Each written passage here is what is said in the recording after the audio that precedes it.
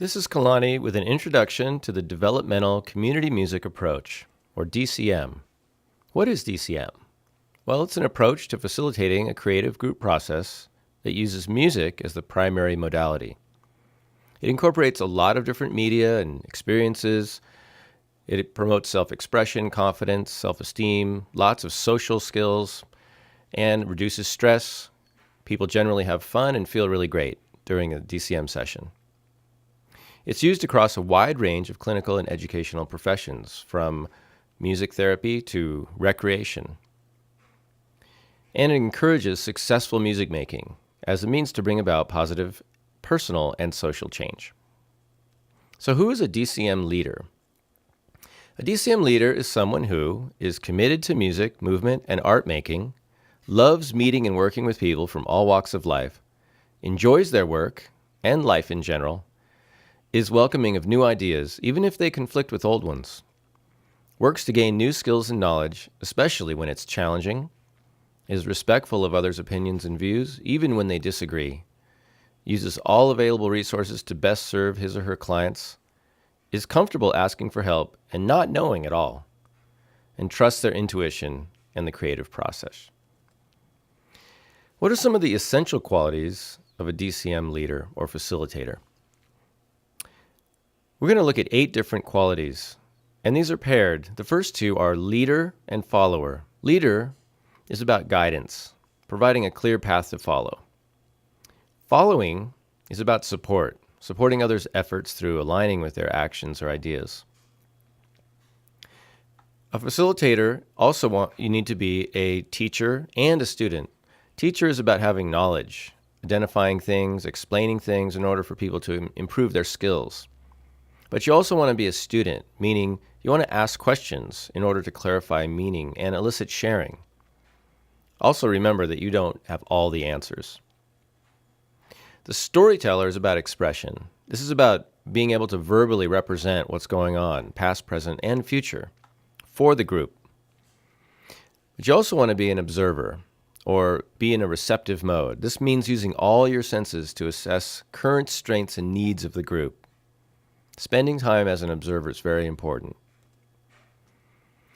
The final 2 roles are that of guardian, which is about safety, maintaining healthy boundaries, and setting limits when they're needed.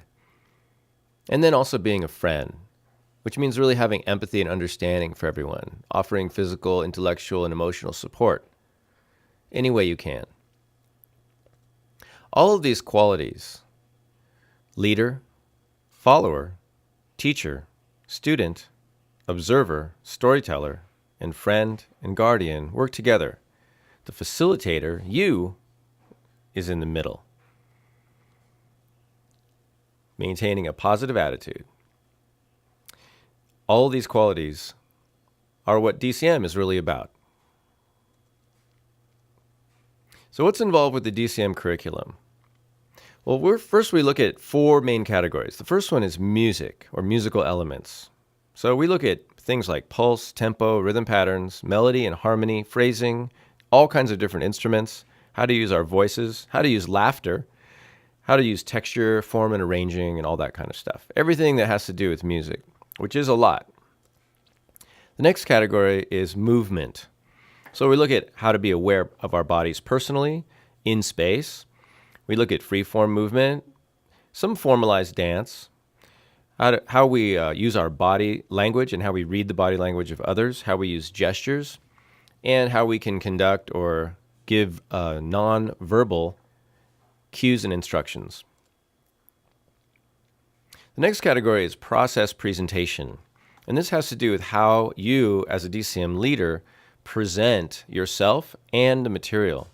So it's about building rapport, providing leadership, being a good facilitator, knowing how to work with different methods, types of experiences, forming different strategies, bringing the group through different procedures, engaging them in different exercises, and employing purposefully a variety of different techniques. The last category is the big picture, which is program design.